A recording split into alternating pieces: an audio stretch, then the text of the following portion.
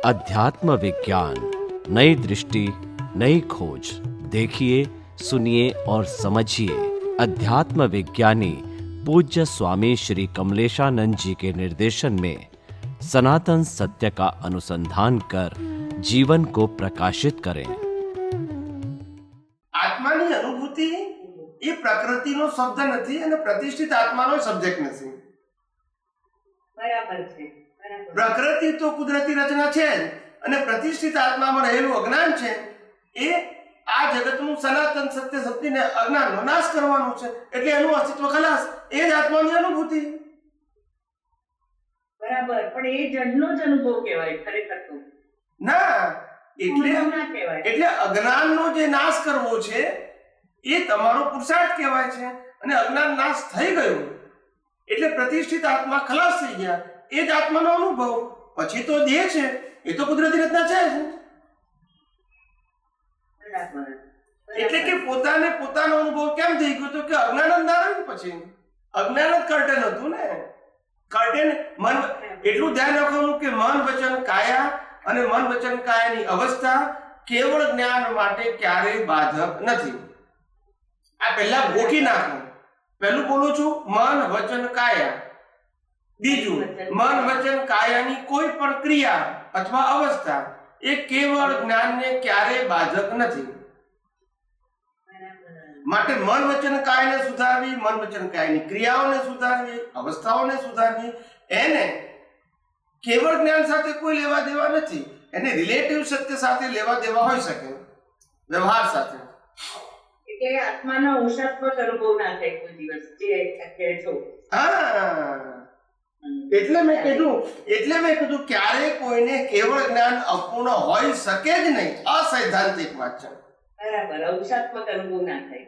કેવળ દર્શન અપૂર્ણ હોય, કારણ કે જેમ જેમ અજ્ઞાન નાશ થાય એમ તમારું ડેવલપમેન્ટ વધતું જાય, એમ તમારું દર્શન અપગ્રેડ થતું જાય.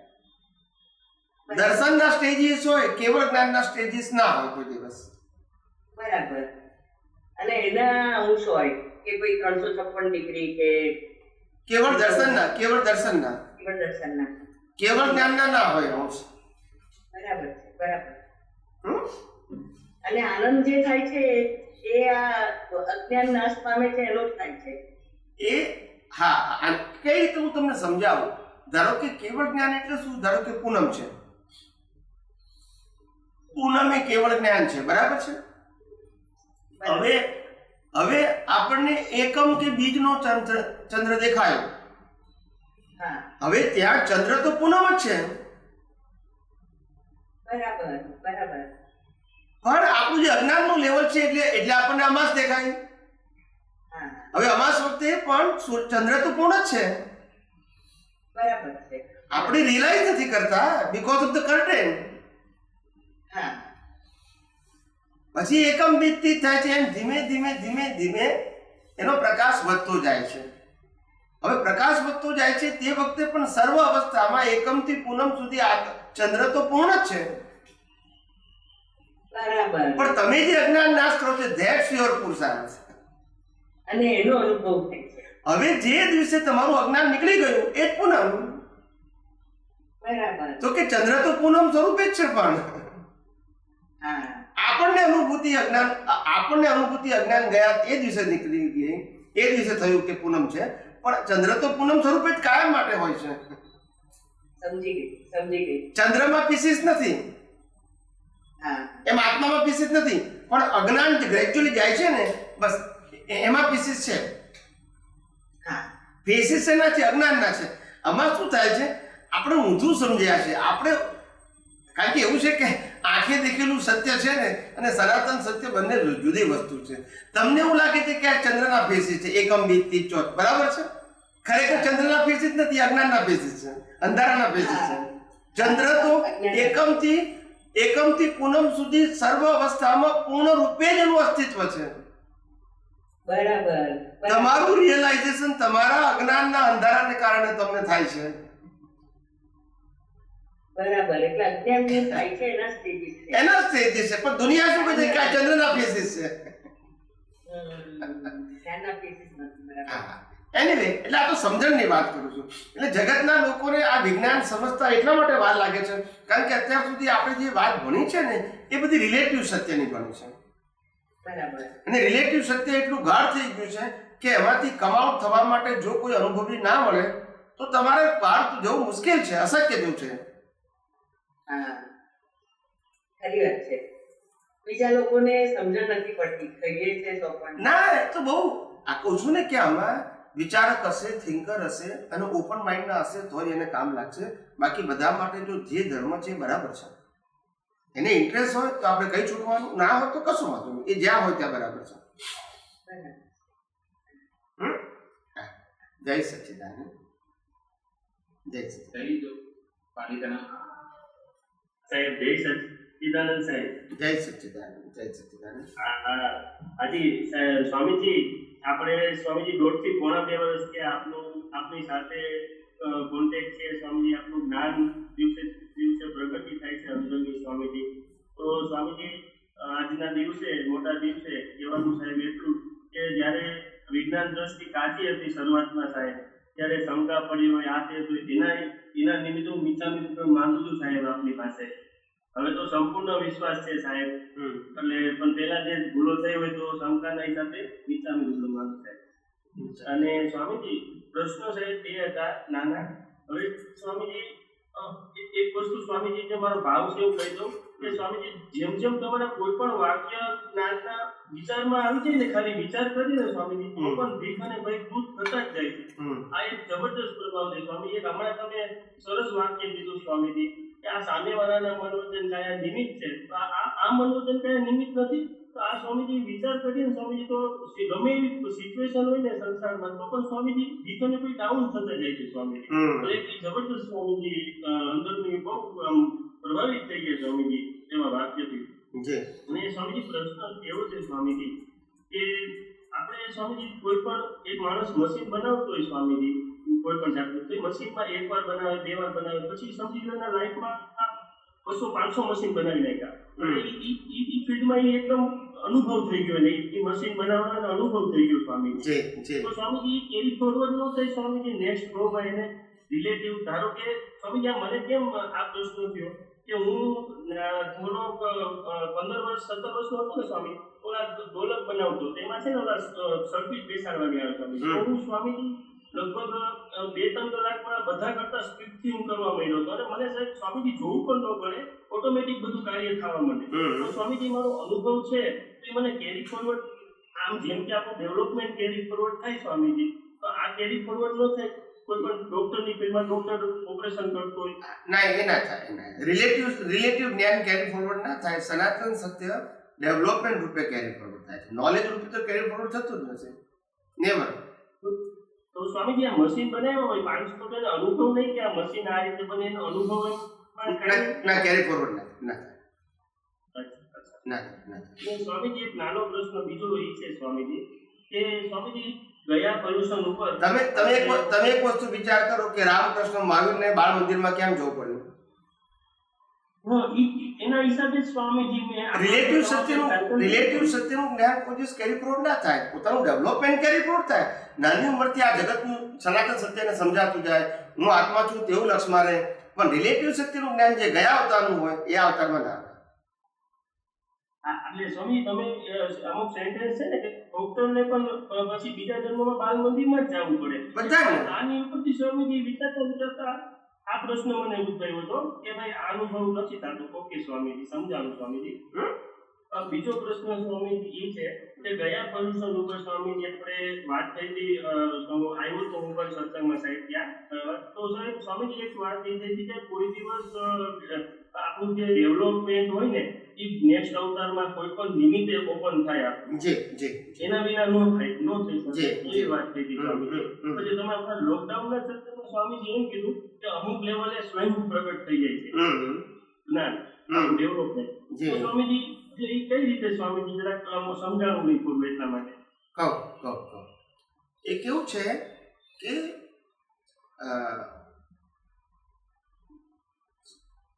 બહુ હાઈ લેવલના સમર્થ પુરુષો હોય એ લોકોને સ્વયંભૂ જ્ઞાન થાય. જેમ કે તીર્થંકરો હોય એને કોઈ જ્ઞાન આપનાર ના હોય છેલ્લા અવતારમાં, કારણ કે ડેવલપ થઈ ગયેલા હોય. કેવળી હોય, કેવળ જ્ઞાનીઓ થવાના હોય એને જ્ઞાનની જરૂર ના હોય છેલ્લા અવતારમાં. આગલા અવતારની અંદર હાઈ લેવલના અનુભવી જ્ઞાનીઓ હોય, 95% પ્લસ બધા હોય, તો એ લોકોને સ્વયંભૂ જ્ઞાન પ્રગટ થાય. કોઈ નિમિત્ત મળે છતાં એ લોકોને કોકને કોક તો નિમિત્ત મળતું જ હોય છે, પણ એ માઇલ્ડ નિમિત્ત હોય. પોતાનું ડેવલપમેન્ટ એટલું હોય કે ખાલી જેને કહેવાય ને કે આમ શું કહેવાય કે આમ દીવાથી દીવો સ્પર્શ થઈને પ્રગટ થઈ જાય એવું હોય લોકોને. જ્યારે કેટલાક નિમિત્તને કેવું છે ખુલ્લું થવા માટે બહુ સંઘર્ષ કરવો પડે પછી ખુલ્લું થાય. જેમ કે કોઈ માણસને વૈરાગ્ય ભાવ લાવ્યો હોય પણ તમારે 40-50 વર્ષ સુધી એનું મોહ રહે અને ત્યાર પછી આમ એક નિમિત્ત મળી ગયું અને આખોનો વૈરાગ્ય ભાવ સત્તામાં હતો એ ખુલ્લો થઈ જાય. એવી રીતે એટલે મેચ્યોર માણસોની મેચ્યોરિટી એના જ્ઞાન દર્શનમાં એટલી હાઈ લેવલની હોય કે એને નેક્સ્ટ બર્થમાં પણ જરૂર ના પડે અને નિમિત્ત મળે છતાં પણ એક માઇનોર તરીકે કામ કરતું હોય, પોતાનો જ પુરુષાર્થ કામ કરતો હોય અંદર. અને આ એટલી સૂક્ષ્મ વાત છે કે જેમ તેજીને ટકોરો કહેવાય અને ગધેડાને ડફણા કહેવાય. આ શબ્દ સાંભળ્યો છો કે નહીં? આવું કેમ કીધું હશે? તેજીને ટકોરો અને ગધેડાને ડફડા. જેનું ડેવલપમેન્ટ ના અને માર કરો તોય સુધરે નહીં, અને તેજીને ખાલી ઈશારો કરો સમજી જાય ડેવલપ થયેલો છે. મારી વાત સમજાય છે? આ એક ડિફરન્સ હોય, બીજો કોઈ ચમત્કાર ના હોય કશું. જય સચ્ચિદાનંદ. જય સચ્ચિદાનંદ. ઓકે,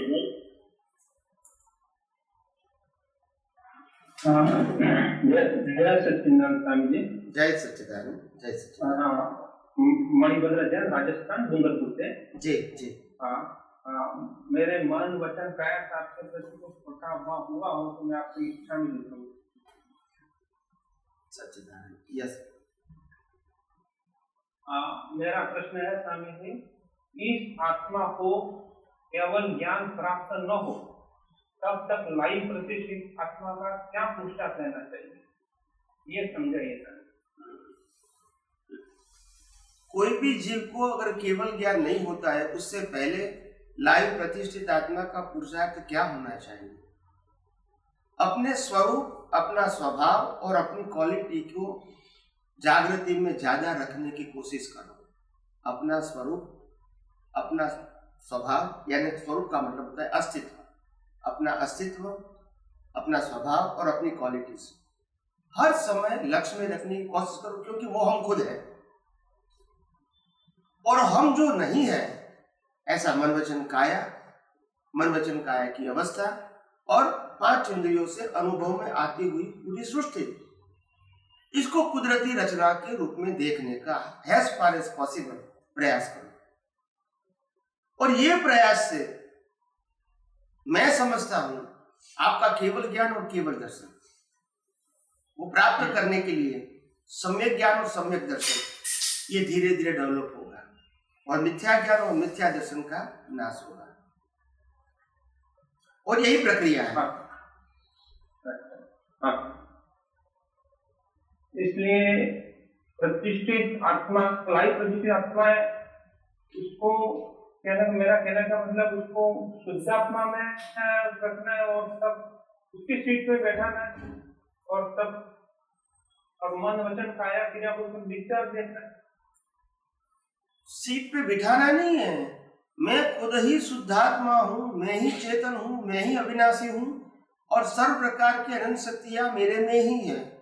मैं ही ज्ञान प्रकाश स्वरूप हूँ और मेरे अलावा जो कुछ भी दिखता है, चाहे मन वचन काया के रूप में दिखता है, मन वचन काया की अवस्था के रूप में दिखता है, या 5 इंद्रियों से अनुभव में आती हुई पूरी सृष्टि दिखती है, ये सब कुदरती रचना ही है और उसमें मेरे को डीप में नहीं जाना है, क्योंकि आखिर कुदरत का है और कुदरत के पास ही रहेगा. और जो कुछ भी प्रकृति चलती है राग द्वेष के आधार से, पाप पुण्य के आधार से, वो सत्ता मेरे पास नहीं है, मेरा यानी आत्मा के पास नहीं है, तो मैं क्यों इसमें डीप में जाऊं? और जो होने वाला है वो ही होगा और वो कंपलसरी है. फिर मैं उसमें ऑप्शन क्यों ढूंढूं?